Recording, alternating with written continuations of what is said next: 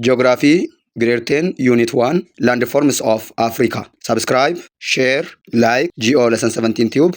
At this lesson, you are going to learn about the major landforms like mountains, plains, plateaus, and the minor landforms like hills, gorges, and valleys. What is landform? Landform is the natural feature of the earth. The surface of the earth is covered by land and also water. The largest land masses in the world is called continents. The earth is divided into 7 continents. These are from large to small: Asia, Africa, North America, South America, Europe, Australia, and Antarctica are the 7 continents that divide the world earth into 7. Qaamni lafaa iddoo gurguddoo lamatti qoodamuu ni danda'a. Innis qaama lafaa ardiileetti qoqqoodamee fi qaama lafaa bishaaniin uwwifame.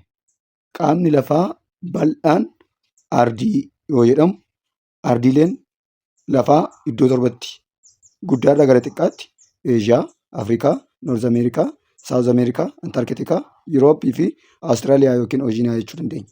The largest water bodies. Oceans are large areas of salt water between the continents. All ocean together covers a huge areas of or 71% areas of the earth.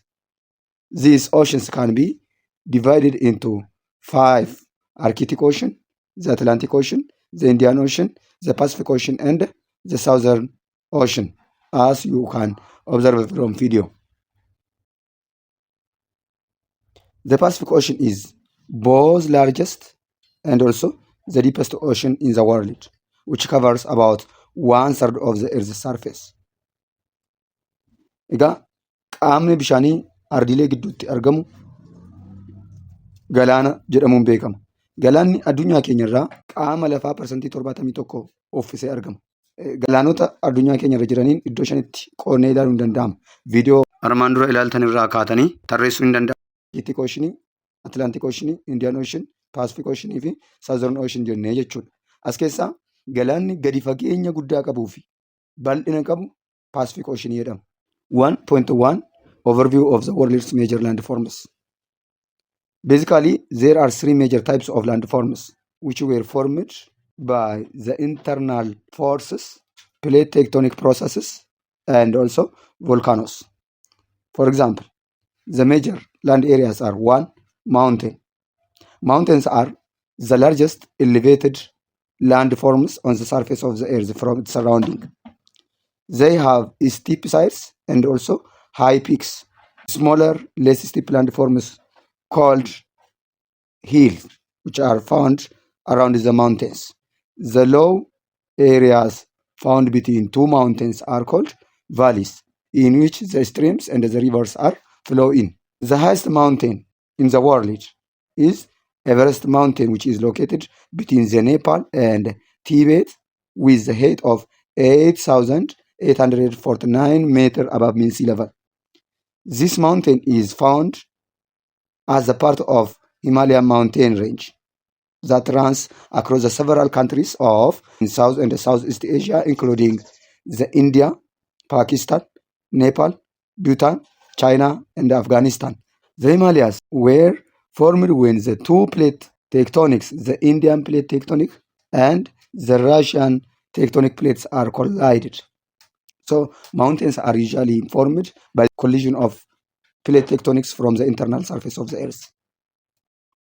Gaarreewwan walitti bu'iinsa sochiilee lafa keessaatiin sochiin tokko karaa bitaa, sochii tokko karaa mirgaa wal dhiibuudhaan kan ka'e lafti gidduu isaanii jiru kolliizhinii kanaan yookiin walitti bu'iinsa isaaniitiin dhiita'ee lafa jiru irraatii akka inni ol ka'u ta'uudhaan kan uumamu, yookiin immoo yeroo volkaanoon dho'u laavaan qaama lafaa irratti dhangala'ee qaama lafaa irratti tuulamuu irraa kan ka'e gaarreen uumamuu danda'u jechuudha. Gaarreen bifa kanaan uumaman keessaa gaarreen akka Raas Daashin fi Zuqaalaan fakkeenya gaariidha. Gaarri Everest adeemsa humnootni lafaa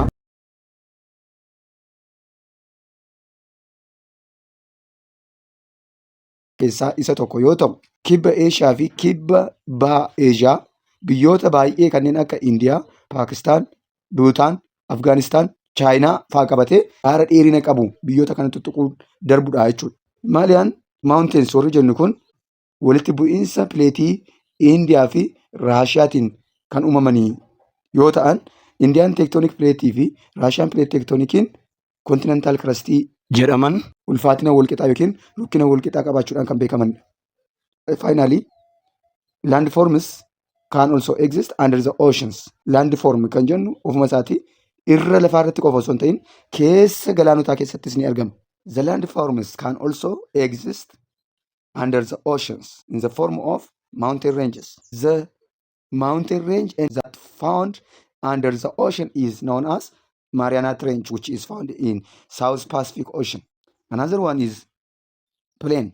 Plain is also the major landform of the world. Plains are large areas of flat lowland with no hills or no mountains in them. The best example Great Plains is the plain which is found in mid-United States. Plains are very important areas for crop cultivation and also animal husbandry, ranching, livestock. Plain kan jennu lafa diriiraa kana keessatti lafa ol ka'aa yookiin gaara argachuu hin dandeenyu.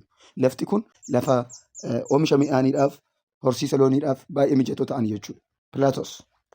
Plateaus are large areas of raised land that are flat on the top.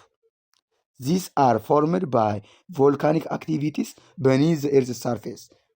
Volcanic activities sochii volkaanoodhaan kan uumamu ta'ee Plaatoon lafa naannoo isaa jiru irraa ol ka'iinsa kan qabu ta'ee irri isaa keessa baay'ee diriiraa kan ta'e ከአካባቢው ካሉት መሬቶች ከፍ ያለና በአናቱ ላይ ዝርግ የሆነ በጣም ሜዳማ የሆነ የጠረጴዛ አይነት ቅርጽ ያለው የመሬት አቀማመጥን ፕላቶ እንላለን።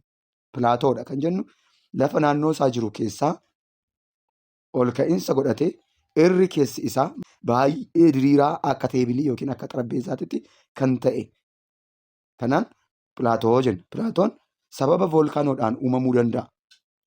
Sababa volkaanoon keessa lafaatitti dhoowuun yeroo sochiin volkaanoodhaan ta'u lafti dhiita'ee lafa naannoo isaa keessa jiru irraa ka'e naannoo isaa keessaa dhiita'uudhaan ol jechuu kan danda'u Pilaatoo jenna jechuudha. Sometimes yeroo tokko tokko the pressure of the magma beneath is not strong enough to the earth and not break through the crust and creates volcanoes. Volkaanoon yeroo tokko tokko dho'ee irra lafaatti osoo hin dhangala'in sababa dhiibbaan isaa laafaa ta'eedhaaf yookiin lafni naannoo sanaa cimaa ta'eedhaaf irra lafaarratti dhangala'uu dhiisee keessa lafaatti dhangala'uudhaan lafa naannoo sanarra jiruutiin ol dhiibuudhaan pilaatoowwan akka uumaman taasisuu danda'a jechuudha. Kanaaf pilaatoowwan ofii isaaniitiin ol jedhanii kan dhaabbatan yoo ta'e karaa biraatiin filaat yookiin lafa diriiraa ta'ee dhaabbataa jechuudha. The other one is the minor landforms. Major landformiin mountain, plain fi plateau jenneerra. Minor landform warri jennu immoo hill, gorges and valleys. Minor landformiin baay'een isaanii sochii irra lafaarraa ta'aniin kan uumamanidha. Most of the minor landforms can be formed by the external forces like landslide, erosion and the like. Sigigaachoo lafaa fi lolaadhaan dhiqama biyyoo bishaanii fi qilleensaan ta'uudhaan kan uumamuu danda'anidha jechuudha. Hill is an area of high ground but is lower than a mountain. Inni kun sochii keessa lafaatiin kan ta'u. Hill dheerinni isaa tulluudhaa gadi kan ta'e garuu lafa naannoo isaa jiru irraa immoo ol kan jedhe. Pilaatootii ol gaarreeniitii gadi kan ta'e jechuudha. Gorges. Gorges are a deep ditch which are cut down by the river or streams. This is, for example, Abbaay Gorge. Yaa'insa laga Abbaay yoo ilaaltan bo'ii yaa'insi laga Abbaay keessa taasisu yoo ilaaltan gorjii jedhama. Viidiyoo armaan gadiirraa akkuma ilaaltanii jechuudha. Kanaaf gorjiidha kan jennu yaa'insi lageenii lafa naannoo irra yaa'u sana kutee gadi yoo fageessaa deeme gorji yookiin sulula uumuu danda'a jechuudha. Inni biraan sululadha. Valleys formed by the external processes like erosion by water and also wind erosion and also by the internal forces when from the inside of the earth pushing each other, the land between two forces is going to bend down and forming valleys. Humnoonni lama lafa keessaa yoo wal dhiiban lafti humnoota lamaan gidduu jiru kun yoo gadi cabe dabee gadi bend down yoo ta'e vaaliitu uumamaa jechuudha. Oceans are also important factors for creating coastal land features such as islands, peninsulas, and isthmuses. Iceland is a piece of ground that is surrounded by water, and also it can be big or small in any part of the world. The largest island in the world is Greenland. However, Australia is the larger or bigger than Greenland, but it is considered as a continent instead of Iceland. Australiyaan ija ardiitti qoodameedhaaf malee Icelandiin yookiin lafti qaama bishaaniidhaan marfamee baay'ee guddaa ta'ee jiru sila Austraaliyaa ture. Qaamni lafaa bishaaniin marfamee jiru odolli guddaan addunyaa keenya yeroo ammaa Greenlandiidha jechuudha. Sababa Austraaliyaan maal ta'eef ardii ta'ee jiruudhaaf. The other one is peninsula. Peninsula is a piece of land which is projecting into water from a larger land masses. Qaama bishaaniitiin kan wal qabatee jiru qaamni lafaa peninsula jedhama. Another is an isthmus. Isthmus is a narrow strip of land with a water on both sides and connecting two larger pieces of land. The best example of isthmus is the isthmus which is known as Panama, which interconnecting the Southern America and the Northern America. Panama isthmusidha. Kaaba Ameerikaa fi kibba Ameerikaa wal quunnamsiisu. Garuu karaa lamaaniiniyyuu bishaaniin kan marfame jechuudha. Barnoota keenya irraa keessatti barattoota Major Landforms of Africa and the Minor Landforms of Africa kan jedhaniin waliin baranneerraa torban dhufuttis immoo mata duree biraadhaan amma wal agarrutti yeroo gaarii isin baatu. Chaanalii keessan Geolesson 17 Tube waan daawwattaniif galatooma. Geolesson 17 Tube chaanalaachun sila gobanyaachuu አመሰግናለሁ. Geolesson 17 Tube chaanalii milkoomina egeree dhalootaaf dhimmu.